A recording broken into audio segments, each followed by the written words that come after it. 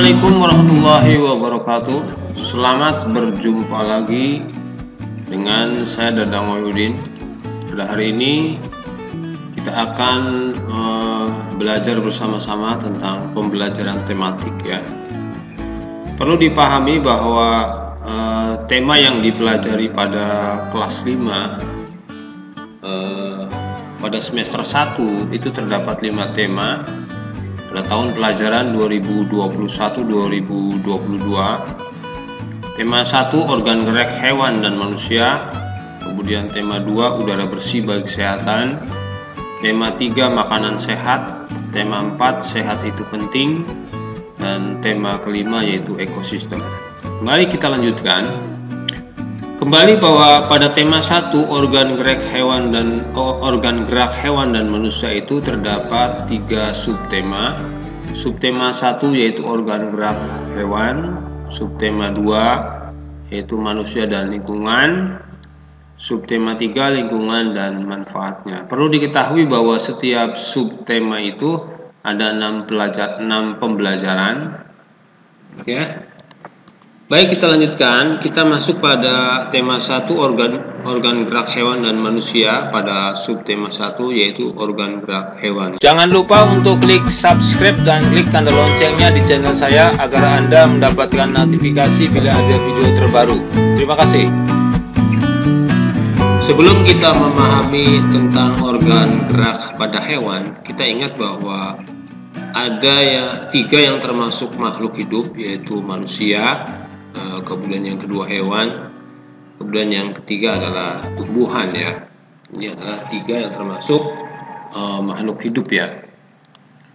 Perlu diingat lagi juga bahwa kita sudah belajar bahwa ciri-ciri makhluk hidup itu yang pertama memerlukan makanan dan minuman, bernapas, berkembang biak, tumbuh, peka terhadap rangsang, kemudian bergerak, beradaptasi dengan lingkungan. Khusus pada poin yang ke-6 yaitu tentang bergerak. Di sini perlu kita pahami bahwa alat gerak yang digunakan makhluk hidup itu kan bergerak ya, menggunakan alat gerak, yaitu alat geraknya kaki, ada yang dengan sayap, ada yang dengan sirip, dan otot perutnya ya. Nah, pada hewan dan manusia itu menggunakan alat geraknya itu untuk berpindah dari satu tempat ke tempat yang lain ya. Nah, alat gerak pada hewan dan manusia itu digunakan untuk apa saja? Ya, di antaranya untuk berjalan, berlari, memegang dengan tangannya ya, berlari dengan kakinya, berjalan dengan kakinya. Ini kaki kan alat gerak ya. Ada yang menggali bisa dengan tangannya ya, memanjat, melompat, meloncat, dan berenang. Ini alat gerak pada hewan dan manusia digunakan untuk hal-hal seperti ini ya. Kemudian kita lihat macam-macam alat gerak tadi itu kan ada yang dengan kaki ya, ada yang dengan sirip. Ini pada ikan dengan sirip. Ini juga pada katak dengan kaki, kambing dengan kaki.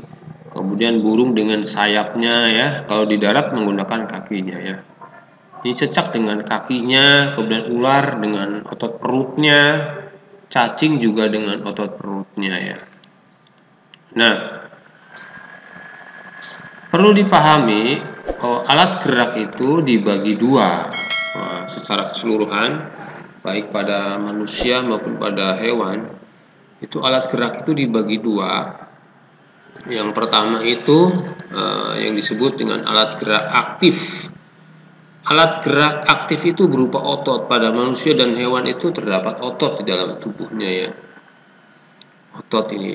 Mengapa otot disebut sebagai alat gerak aktif ya? Ini ototnya ya. Otot disebut alat gerak aktif karena otot itu dapat bergerak ya. Ya, mengendur, mengencang itu ya, membengkok juga itu dengan otot ya. Kemudian yang kedua alat gerak pasif itu berupa tulang. Nah, setelah ini otot, kemudian ada tulangnya ini. Tuh. Alat gerak pasif itu berupa tulang. Tulang itu disebut sebagai alat gerak pasif karena tanpa adanya gerakan otot itu tulang tidak dapat melakukan gerakan. Di sini otot mempunyai peranan yang sangat penting, bekerja sama dengan tulang untuk melakukan gerakan ya.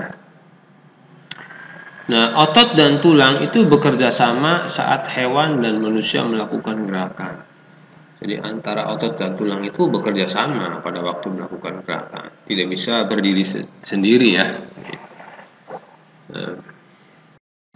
Demikian yang bisa saya sampaikan berkaitan dengan organ gerak hewan dan manusia ya.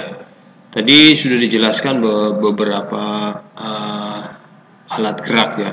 Alat gerak pada hewan dan manusia itu ada dengan kaki, dengan sirip, dengan sayapnya, dengan otot perutnya. Kemudian juga tadi sudah dijelaskan bahwa alat gerak itu bisa digunakan untuk berjalan, berlari, memegang, memanjat pohon, menggali, berenang. Ya.